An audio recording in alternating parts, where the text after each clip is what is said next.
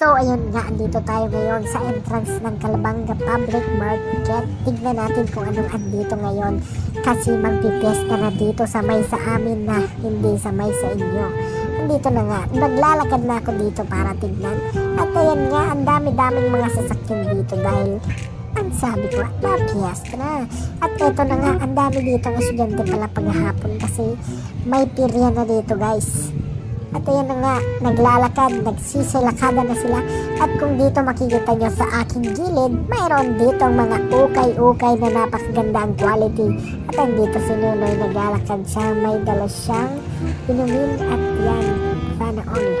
At yan, andito pala, papasok tayo dito at makikita natin ang pinaka-inaabangan ng lahat, ang piryahan ng Calabanga. At ayan na nga, kung makikita nyo dun sa kilid, may umikot-ikot. Tignan natin yan mamaya. Lakad-lakad muna tayo dito at yan, para makita nyo talaga. At yan dyan, may mga vendors dyan kasi puso nga dito sa amin ang mga vendors kapag may pista, yan may bulastog at ano-ano pa, gaya ng kikiam at iba-iba pa. So ayan, naglalakad-lakad lang ako dito. Nakita ko tong one way no entry kaya nagliko ako. Ayan, may truck dito. May sakay itong mga rides, kung tawagin ba, sa piryahan. At ito na nga, tignan natin kung ano ba talaga ang pinaganda nitong ikot-ikot na to. Baka parang siya, pinaikot-ikot ka lang. At ayan na nga, may ilaw-ilaw pa yun sa pilid. Hindi ko alam kung ano yan. Kaya ayan, natin malalaman natin yan mamaya. At eto na, umiikot-ikot pala yan. Mabilis yan. Gaya ng pagpaikot-ikot niya sa iyo. At ayun na nga, habang umiikot pala, umiikot ka din sa taas. Ay, naku. Grabe ba? Parang nakita ko niyan sa aking dream ba? Pinaikot-ikot ka lang ba sa taas ng ere ba? So, ayun na nga, binibidyoan ko dito ang multi-purpose building ng Calabanga. At andito na nga, binidyo ko na talaga, umiikot pa sa taas. Para tayong may hilong wala sa oras. Yan ba?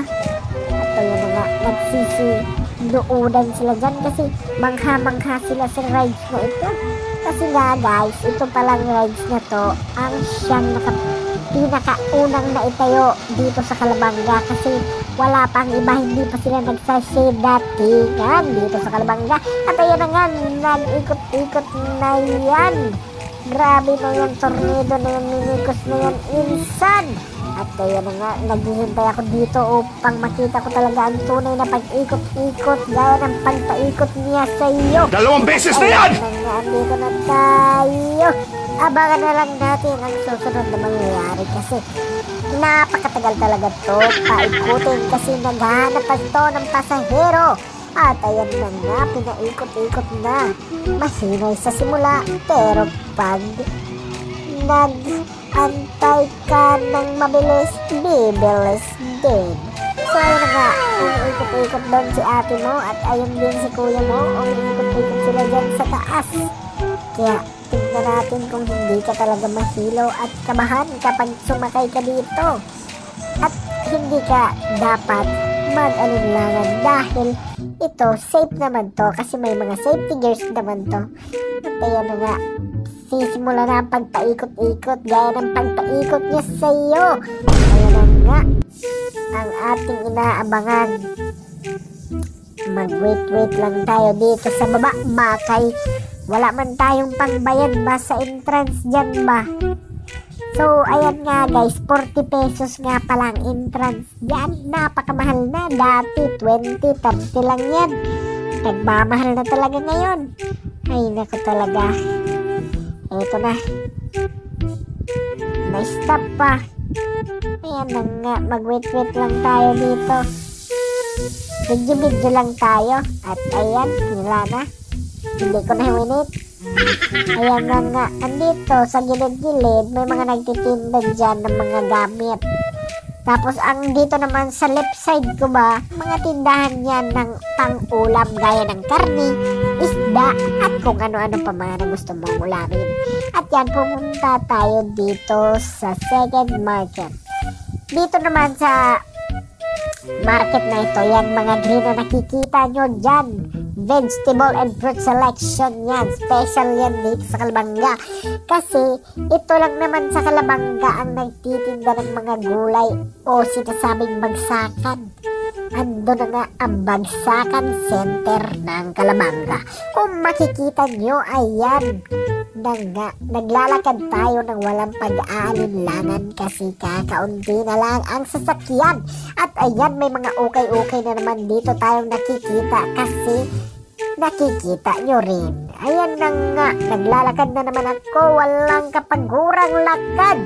At ayan, naghahanap-hanap ako dito ng pwedeng mabidyohan na maganda sa aking paningin at sa inyong paningin. At ayan na nga, tignan natin dito. Yan. Kung makikita nyo yan, mga ukay-ukay na yan, minsan nag-ukay-ukay kami dyan kasama ko ang aking family. Kasi napakaganda talaga ng quality ng mga ukay-ukay. Kahit pa nasuot na yan, ayos na ayos yan, pang pormahan. Ano pa ba? At ayan na nga, naglalakad na naman ako dito. Titignan ko kung anong meron dito sa gilid na ito. Ayun na nga, may Angelo pang pangaran. Ano ba yan si Angelo? Bakit naman tinato niya sa wall ang pangalan niyang Angelo? Napakalaki pa naman. At ayan na nga, may mga paintings at drawings ang wall dito kasi maraming artistic dito sa Kalabanga. At ayan na nga, andito tayo ngayon sa gilid para pagmasdan ang mga dumadaan na sasakyan at ang mga tao sa Kalabanga. Ayan na nga tayo diyan. Ito pala, entrance pa to. Entrance pa to papunta sa market. Ayan na nga. Ito na ang next natin dyan. Makikita nyo dyan, may Star Master dyan sa left side. At dyan sa pinaka dulo naman ay ang GNF Mall na dati ay nagbukas ng July 9.